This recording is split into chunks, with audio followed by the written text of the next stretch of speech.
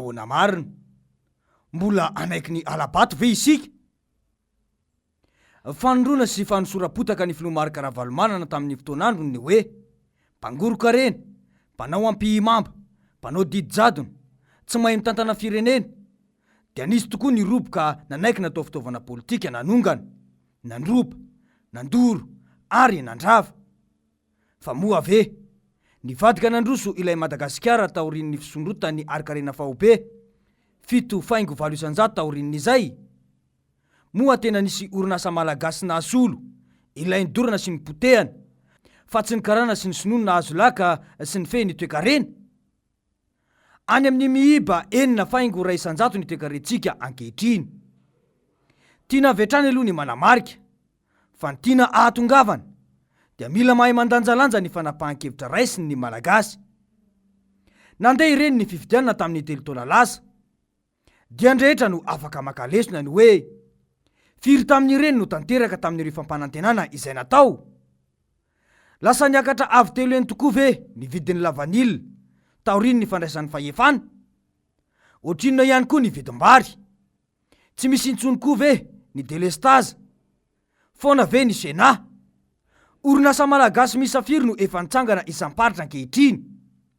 Manana fitsonjovana manokana arakasa ve ny tanora, indrindra fa ireo izay navita fianarana eny anivon'ny université?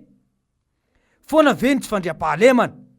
Mangarahara ve ny fitantanam-bola-panjakana ka mahazo vaovao marina avy ny fitondrana rajoelina ny vahoaka malagasy? Sangany aty Afrika ve i Madagasikara 3 taona taoriny nandraisan'ny fahefana? Milamina ve ireo orinasa panjakana ka misongadina hatrany ivelany ny fomba fiasa? Santionam-panontaniana mila valiny ireo satria ireo no nentina nandrebirebena ny saim-bahoaka teto tamin'ny fampelezan-kevitra ny taona 2024 iny, ary tokony ho tsaroan'ny vahoaka malagasy izay mikaikaika mafy amin'izao fotoana izao. Moa ve, efa nampindram-bola any Komoro isika ankehitriny.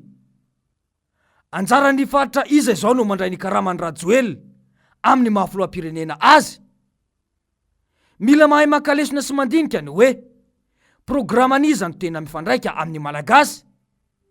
Tena azo tanterana tsy mitombona ve sa balarora sy fampisehoana ny 7,900 amin'ny zavatra ambaran'ilay politisianina iray?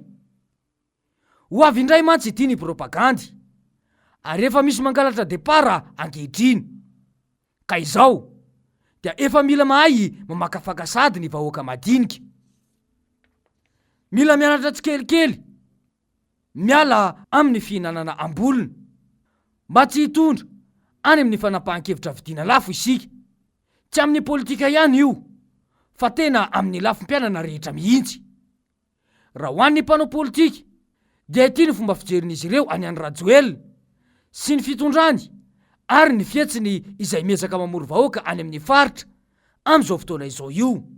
Nefa raha ny marina, raha ny fitondrana amin'izao dia tsy mila manao programa raha navita antsakany sy andavany ny fampanantenana nataony tamin'ny 2018 mandritry ny 5 taona hitondrany. Tsy mila manao propaganda intsony izy, ary mety hoe tsy mila manao fampahafantarana ny mombamomba azy intsony, fa tonga dia lany tsisy mpifidy ary izy raha ohatra ka ny tena izy. Fa ny olana dia izao, ilay fampanantenana tsy vita, ilay programa tsara, dia eo zany eo anelanelany eo zany no manahirana azy. Ny antony tsy mahatanteraka n'ilay programa dia satria sady tsy ampy fihomanana, tsy ampy olona mahay miara-miasa amin'ny ilay filoham-pirenena ankehitriny, satria azadiny fa politika no tantaniny eto fa tsy gestion.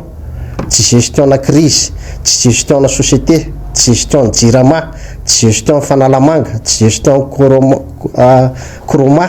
Tsy izany akory no ilaina, fa ny politika mampifandanja ny fiarahamonina rehetrarehetra amin'ny zavatra tokony atao sy ny zavatra tokony vitaina eto amin'ny firenena, ary tsy maintsy mifanaraka amin'ny tombotsom-bahoaka sy ny fahefan'ny vidin'ny vahoaka, izay vao afaka tanterahana. Ka noho ny tsy fahaizana mandrindra an'izay zavatra izay no mampikorotana ny firenena ankehitriny. Dia izao iarahantsika mahita zao. Marina mihitsy izay voalazan'izay. Matoa ny mpitondra mbola ao anatin'ny fampelezan-kevitra sy ny fampirantiana makety tao anatin'ny 3 taona izay nitondran'ny firenena izay, dia fantany fa tsy mahomby ny fitantanany ka mamoaka fampanantenana vaovao indray.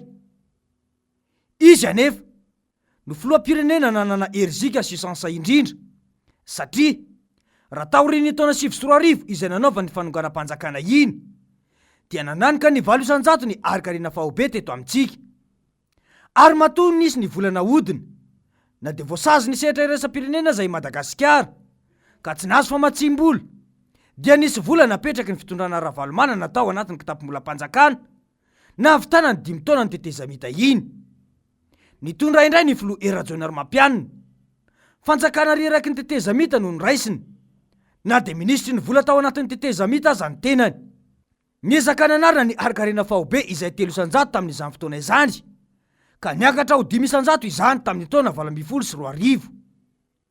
Averina ihany fa miiba enina faingo 100 ny arikarenantsika ankehitriny. Ireo noho ny tanisaina dia mba ahafahany vahoaka malagasy manavaka ny vary sy ny tsiparifary. Tsy mbola nisy filoam-pirenena nilaza teto Madagasikara tao anatin'ny 80 taona izay nazahoana ny fahaleovantena izay fa 2 taona vao miakatra ny vary gasy. Tsy mbola nisy filoam-pirenena nilaza teto Madagasikara fa omby lavositra fa kanataranaka ratsy Rajoelina. Ireo dia manapirofo fa ny fiainan'ny vahoaka malagasy maro anisa izay entiny aza tsy hainy. Dia hoy ny mpaneho hevitra hoe vary ambolena androany ozy ny filoam-pirenenantsika afaka 2 taona vao mamokatra.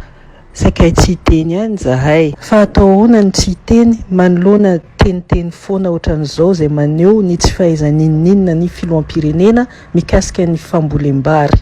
Eto zany ampiseho antsika ity vary hitantsika ato aorianako ity dia naketsanay taoriana kely ny fa 24 jiona.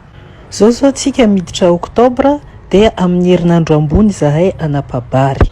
Izany hoe 3 volana mahery andro vitsivitsy kely fotsiny dia fa afaka manapabary. Misy ny vary 3 volana, misy ny vary 4 bolana, fa kosa ny vary 2 taona tsy misy. Dia mipetraka ny fanontaniana hoe ilay filoam-pirenena mihitsy ve no manidintsidina ka miteniteny fahatany sa ilay mpanolontsaina azy mihitsy no tsy ao? Tsara apetraka hatrany aloha fa raha tiany vahoaka malagasy ny andro sy ny fiainana dia mila mijoro izy ho an'ny tanindrazany amin'ny lafiny rehetra. Miainga amin'ny fiarovana ny kolontsaina izany, mitohy amin'ny famantarana ireo olona izay tena hitondra fampandrosoana ka mahafantatra ny tena fiainam-bahoaka. Ary ny fahatelo farany, amin'ny fahasarotam-piaro ny tena safidiny mandritra ny fifidianana. Ity farany izay efa manomboka tandindomindoza ankehitriny ary manahirana ny maro indray ny zava-misy amin'izao fotoana izao. Efa miketrika mafy nitazomana fahefana mantsy Rajoelina ka paikady entiny amin'izany ny mpikamba ny seny vaovao io. Ny mpikamba ny seny izay azy io anefa tsy hikarakara fifidianana izay ho filoam-pirenena fotsiny ihany fa hikarakara ihany koa ny fifidianana ho solom-bavam-bahoaka sy ny fifidianana ben'ny tanàna ihany koa izay hita taratra avy hatrany fa tsy maintsy ametraka ireo izay mpisolelaka sy akamakama fa tsy hamoaka ny tena safidim-bahoaka izany. Averina ihany fa raha mahatsapa-tena fasahirana ny vahoaka amin'izao dia tokony ho tonga ao an-tsainy fa ilay filoam-pirenena mihitsy no fototra mahatonga izany satria izy no tompon'ny politika everina fa mampandroso ny fiainam-bahoaka. Mila fifoazana amin'ny toromaso arak'izany ny zava-misy ankehitriny fa tsy tokony onona fotsiny. Tokony ho fantatry ny maro arak'izany fa mbola mitohy izao fahoriana mianjady amin'ny fiainan'ny misatokantrano izao raha toka tsy mandray andraikitra teny izao ny olo-pirenena tsirairay. Tsy adidiny mpanao politika samy irery ihany ny fitakiana ny mangarahara ny fifidianana fa ny vahoaka malagasy iray manontolo mihitsy no mila sarotiny amin'ny tena safidiny. Mbola anaiky ny alabato izay mampandra toy izao ihany ve isika? Fa ahoana mariny?